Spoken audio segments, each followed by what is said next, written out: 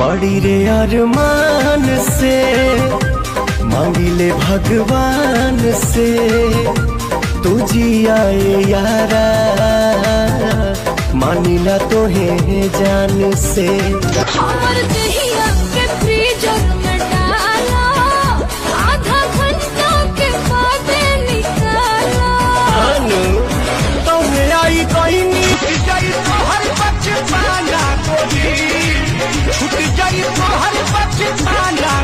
रात भर संगे सुताई सजनावा कैसे तू करबू माना। बहिया में कसी के सैया ना ना ना ना ना ना ना बहिया में कसी के सैया मारे लो कचा जवानी के चारा कहीं चलो ना लभ के क्लास करे के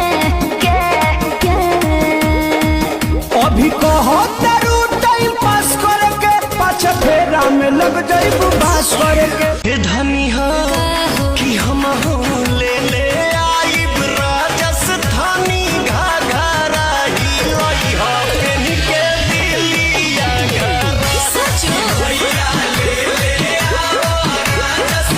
बोले खाली बात बड़ी बोल हमको मिला रे बकलोल। झूठों में बलम आप मरती हो जिंदगी में ऐसे नहीं करती। रोज कैसे भेंट करे आई बहो एक पकड़ल जाई बहो समझल जारी दो चार बारी मिलो महीना में हमारा से। चमके लुसीसा ऐसन टिके ना नजरिया जान।